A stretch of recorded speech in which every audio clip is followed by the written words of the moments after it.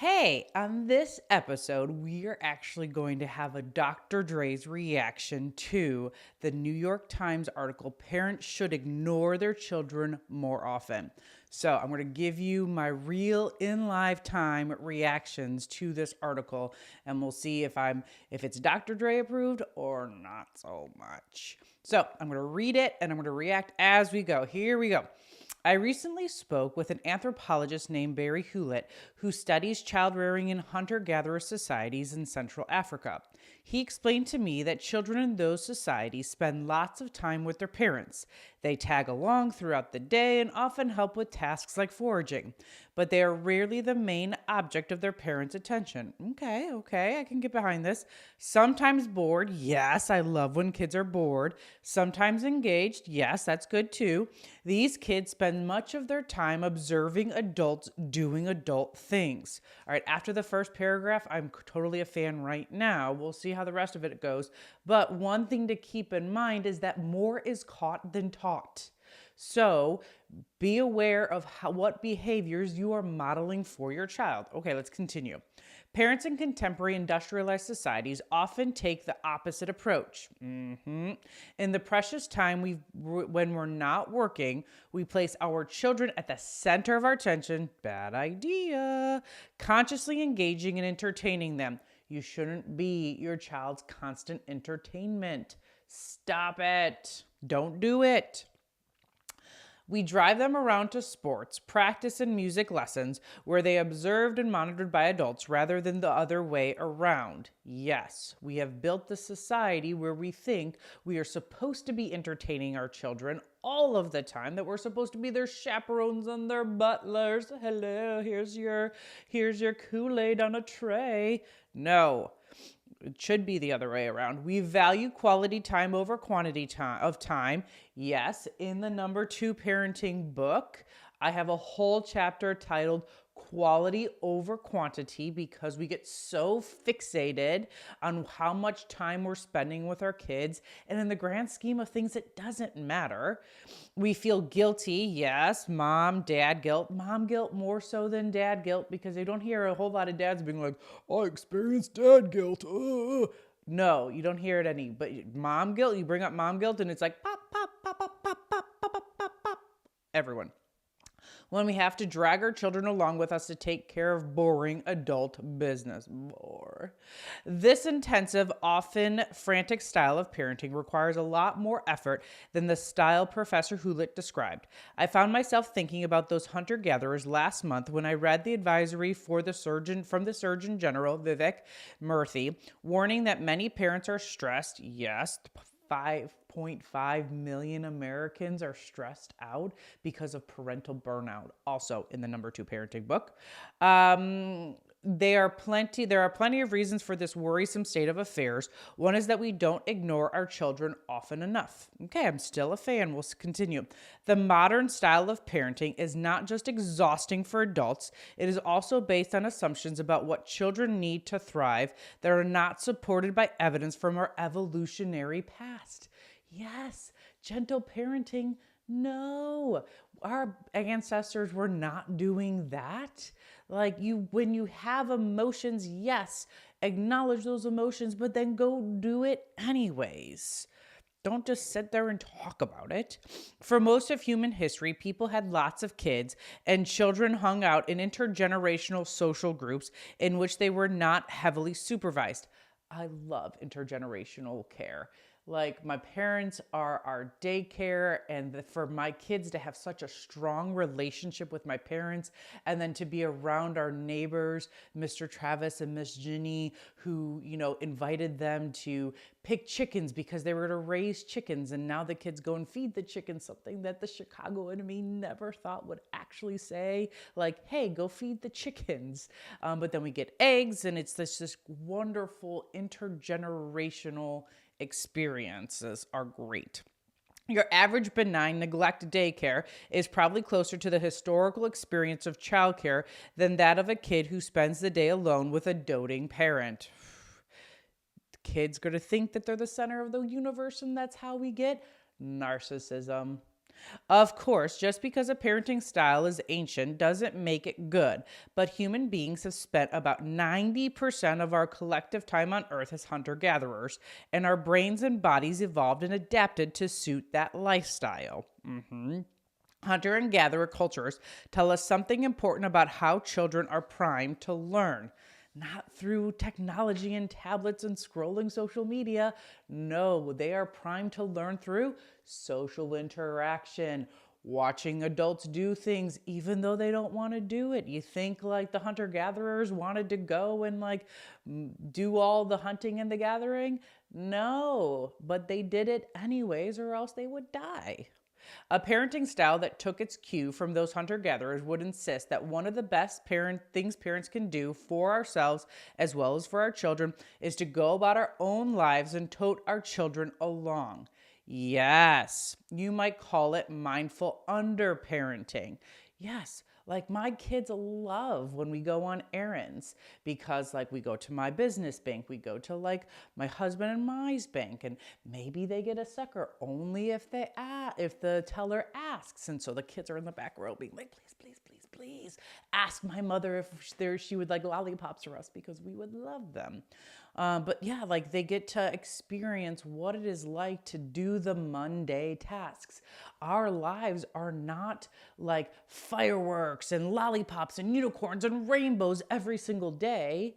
There's mundane things that we have to get done in regards to like adulting. And so teaching your kids that is super important. Children learn not only from direct instruction, but also from watching and modeling what other people around them do, whether it's foraging for berries, changing a tire, or unwinding with friends after a long day of work. From a young age, that kind of observation begins to equip children for adulthood because we want to be raising adults. We do not want to be raising children. We want to be raising adults, independent, adaptable, autonomous adults. That is my goal for me and my kids. That is my goal for you and your kids because it is so much easier in the long run because parenting is a front-loaded activity. More important, following adults around gives children the tremendous gift of learning to tolerate boredom, which fosters patience, resourcefulness, and creativity. Yes. There is evidence from neuroscience that a resting brain is not an idle one. The research tells us that the mind gets busy when it is left alone to do its own thing. In particular, it tends to think about other people's minds. I ever think about like when you are in the shower and like how many like creative thoughts start to come in the shower, or like if you go out on a walk and you don't have anything in your ears and you're not distracted, again, that like low resting, low stimulus environment breeds creativity. So don't steal that opportunity from your kids. Allow them to be bored. It's good for them. If you want to raise empathetic, imaginative children who can figure out how to entertain themselves, don't keep their brains too occupied. Don't give them tablets all of the time as soon as they're bored. An excellent way to bore children is to take them to an older relative's house and force them to listen to a long adult conversation about family members they don't know.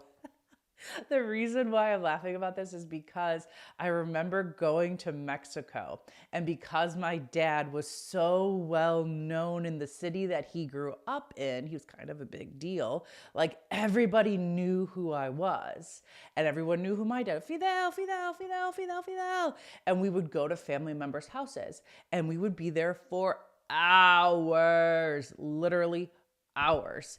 And what would happen is that it was called platicando.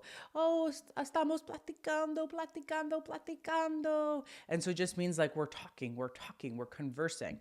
And so I remember in those times, like I would sit there and like be trying to pick up on what they were talking about and laugh when they were laughing. And I would, try to find other creative things to do as my family and my dad was platicando. Quotation excursions to the post office or the bank can create valuable opportunities for boredom. My kids love going to the post office. I give them the key from my office, like my P.O. box, and then like they go on their own little excursion and they try to find where the mailbox is. And then they have to like figure out, because it's at the top rows, and then they have to figure out how they're gonna like figure out how to get it open, because none of them, even the tallest one, can reach. They love it. Leaving kids' screens at home on such trips can deepen the useful tedium. It also forces parents to build up their tolerance to their children's fussiness, an essential component of underparenting. Parents too often feel the need to engage their children in fun activities to tempt them away from screens. But by teaching children to crave constant external stimulation and entertainment, intensive parenting can actually worsen screen dependence. That kids don't need screens. I promise you, like when we go on road trips, we are sans screens for everybody. We listen to music, we play games, I go out shopping, each of the kids get to choose one toy that they want to keep occupied. We bring activities, we bring blank paper, we have crayons and markers and all of the things, and we're doing connecting things to stimulate our minds. That's not just zombie tablet time. Oh, goodness gracious. To be sure, when kids are upset, in danger, or require guidance, parents can and should swoop in to help. But that is precisely the point. It is only by ignoring our children much of the time that we conserve the energy necessary to give them our full attention when they actually need it. Help your kids decipher when they actually need your help versus when they can figure it out on their own. So like at their first whimper, like, Mama, can you help me? Wait, pause, take your time, do one of those things where you're like walk in, you're like, oh yeah, I'm coming. And then it's like, oh, I gotta do this. Take your time. Chances are by the time you get there, they would have already problem solved. We want our youth problem solving because it is a huge skill under the umbrella of adaptability. In recent years, there has been a lot of hand wringing about so-called helicopter parents and their hopelessly coddled children. But we rarely talk about what parents ought to do instead. Actually, we do. In the number 2 parenting book, I talk all about how not to be a helicopter parent or a snowball parent or a bulldozer parent, whatever term you are, I talk about it. But we really, let's see, in an ideal world, we would set children loose to roam free outdoors unsupervised. As a small town Ohio kid in the 1990s, I spent hours with my brothers playing in the creek behind our house with plenty of time to get good and bored. When that sort of free range experience is not an option, however, mindful underparenting is the next best thing. Free range, you kind of have to find that happy medium, I think. This approach can take the form of bringing children with you or not just on boring errands, but also when you work, socialize, or exercise. Yeah, we'll go for walks, those kind of things. I was at my gym the other day when a father came in with his 4-year-old son. The two of them took turns working out with a trainer teaching them martial art moves. Awesome. When it wasn't his turn, the 4-year-old scrambled around the gym, and when he got tired, lay on his belly and on the mat and watched his father practice kicks. Observing the boy, his big eyes taking in a ton of social information, I thought about all the parents who say that they have no time to exercise because they're too busy with their kids. You got to get strategic in when you're exercising. When your kids are at their extracurricular activities or at their sports, instead of scrolling through social media, there's 30 minutes to exercise right then and there. I took my daughter to ballet last night, and in the 50 minutes that I have from the time that I drop her off to the time that I pick her up, guess what I did? I went for a walk and I listened to a podcast. It was awesome. It was rejuvenating. Love it. At the same time, I thought about all the gyms that bar small children within good reason, because you have all the extremes, right? You have the kids that are not well behaved. I think that's a huge issue that we're facing. Even as parenting has gotten more intensive, public spaces, especially in the United States, seem to have become more hostile to the presence of children because people don't reprimand their children. I wrote most of my PhD dissertation alongside my toddler in a coffee shop in my neighborhood that had a mini play area with stacking toys, board books, and room to park a stroller. That coffee shop is gone now, replaced by a sleeker cafe where it's hard to picture a stray plastic toy, let alone a rambunctious 2-year-old. Parents have it easier in countries such as Germany and Spain, where you can find beer gardens and tapa bars situated right next to playgrounds, or in Denmark, where parents routinely park their infants and strollers outside cafes while they socialize. Hey, margarita trucks, like go and park by playgrounds. Parents would love it. In such places, you can relax and catch up with friends while children romp around. A reminder of how much easier parenting gets when we enjoy the social trust born from shared investment and care. There's this really a few years ago, we were on this farm and I learned all about cows and how cows take care of their children. So I'll probably do a video on that. In other words, underparenting requires structural change, yes, and not just the obvious changes that we think of as parental stress relievers, such as family leave and paid childcare. It also requires that as a society, we build back our tolerance for children in public spaces. As annoying and distracting as they can be, they're only annoying and distracting if parents don't reprimand them and tell them what to do or what's expected of them. My children behave wonderfully in public and create safe environments where lightly supervised kids can roam freely.